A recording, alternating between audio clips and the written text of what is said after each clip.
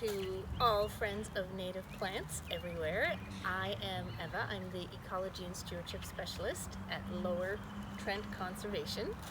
And welcome to another installment of Who, What, Where, When, Why, and How of native plants.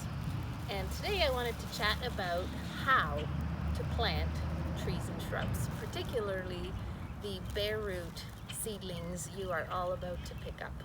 So when you get your tree seedlings and shrub seedlings, they will come with roots wrapped in a plastic bag.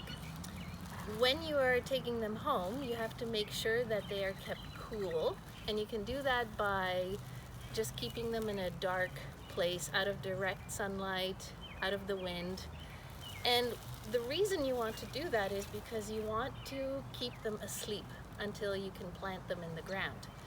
A week or two ago, these guys were yanked out of freshly thawed ground, and they're still kind of dozy. So you want to keep them sleeping until you're ready to plant. So when you get your seedlings home, you can take them out of the bag. They'll come in a bundle. All the species are grouped by bundles. There are 10 seedlings per bundle. And you take them out, and here's the seedling with nice bare roots dangling. And if you don't have time to plant them right away, there's another little trick that you can do, and that's called heeling your plants in. So you dig yourself a little trench. Doesn't have to be very deep. And this is not like a proper planting. You take your seedling and you basically want to lie the roots down in the trench, so you can lie your seedling sort of on its side and cover the roots with soil, and then just give that soil a nice deep watering, okay? And they should be okay like this for a week or two. There's no guarantees, but they'll be much happier in the soil than if you were to take your seedlings out of the bag and put them in a bucket of water. So a lot of people think that this is a good idea. They'll put them in water for hours or days, and that's a mistake, because these guys are not a bouquet of fresh flowers. They are living trees, and if you put the roots in water, you're basically drowning them. So what you want to do is you can dip them in the water, you can have them in the water for 15 minutes, 30 minutes, that's okay, and then get them planted. But if you can't plant your seedlings right away, then heeling them into the ground is a much better option. They'll be much happier. Now is time to prepare yourself for planting. So we've got our seedlings. You can keep them in the bag if you're ready to plant immediately. Just cover the roots, because the air will dry the roots out. So just cover them up, keep them in the shade. And then I like to have, of course, my favorite shovel. Doesn't have to be a special tree planting shovel. Just a shovel you like to use is fine. You gotta figure out your spot, or multiple spots where you're going to plant your tree. So hopefully you've been thinking about this all winter long, or at least in the last week or so. We will have a little video on where to plant trees and shrubs, so that you don't run into trouble a few years down the road realizing you planted things too close to other trees or fences or buildings or things like that.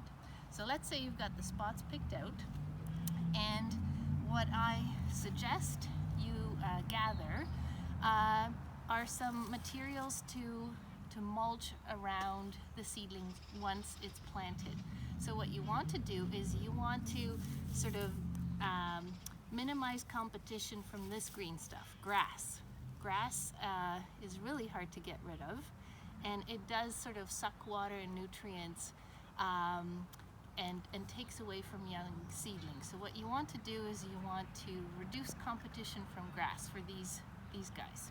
And the way I do that is using mulch. So I have newspapers or cardboard. I love cardboard. I collect cardboard. If you have some, let me know. I need lots.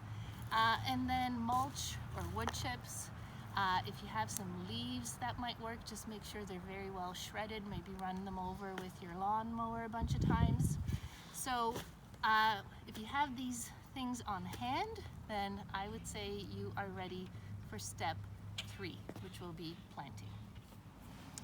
All right, so now comes the time to dig a nice hole. What I like to do is, of course, take the sod off. Grass is not our friend here, so I've taken chunks of grass off already. And make sure when you get the clumps of grass out to create your hole, you flip the grass upside down. It doesn't like growing upside down, so this will help to kind of kill it. So you grab your favorite shovel, and the key is to dig a hole that's about as deep as the seedling roots. So our white cedar seedling here, the roots are pretty long. You could trim them a little bit. That's not a problem. You could trim them to about here. The thing is, you don't want your roots growing like this. This is called a J root, and it's not cool. Plants don't like growing like this.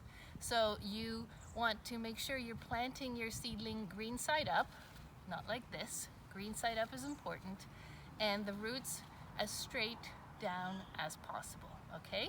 And the hole, should be wide enough to accommodate that. So let's see how I can create a good deep hole for the roots there.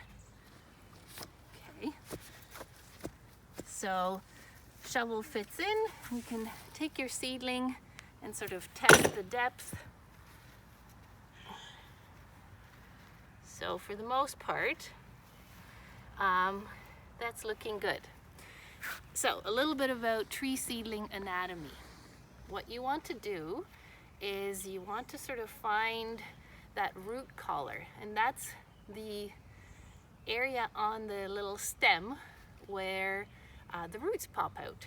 You have no more branches, and the roots start forming. So that's about here on our seedling. This is our root collar, and this is where you want the soil level to be.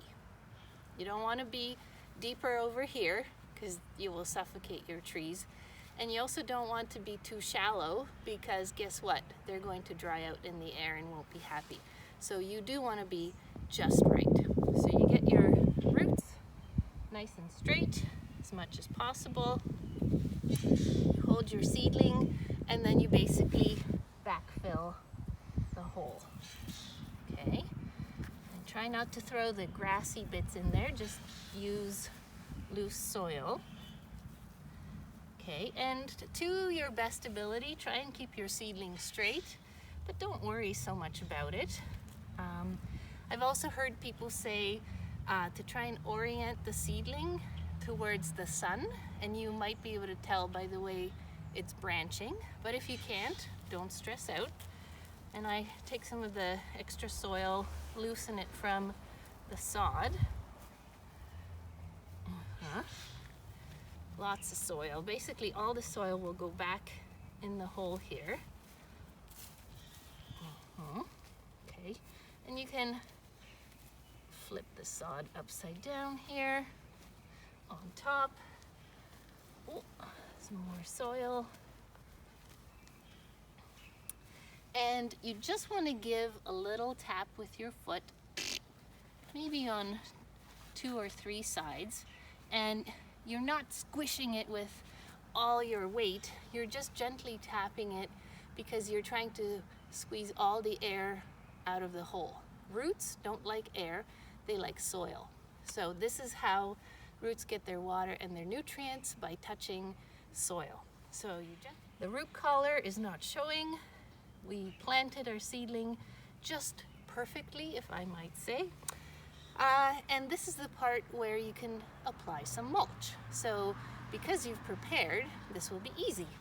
If I'm using newspaper, I have a bucket of water, I have some newsprint, and I just take my gloves off. I dunk it all in the water, get it super soaking wet, And I take maybe 3 or 5 sheets, and I kind of lay them out around the seedling. Or you could just use your friendly cardboard.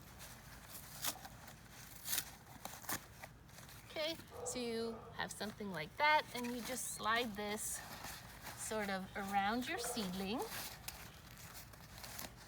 Okay, so we've got double protection. We've got newspaper, we've got cardboard. You don't have to use both. Cardboard or newspaper will be fine. And I also like to use wood chip on top. But if you don't have mulch, wood chips, you can just put, you can put the grass kind of back on top like so, or rocks. You need to weigh this down because once the wind comes, this will go flying. So I prefer to use some wood chips. And you just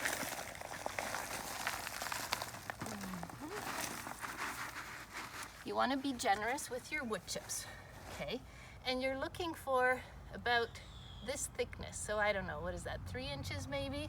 Something like that, of wood chips on your cardboard or your newspaper. And the critical part is you want to move the wood chips away from your seedling. You do not want them touching. And why is that? It's because the wood chips are sort of starting to rot and they have all kinds of fungus and stuff on them, which is fine, but you don't want that extra moisture to be touching your seedling and causing the bark to rot as well. Right, so the other thing is you want a donut of mulch with a big kind of open hole in the middle. What's my favorite donut? Honey cruller. So you want a honey cruller wood chip pile. You don't want a volcano like this touching your seedling. Definitely a no-no.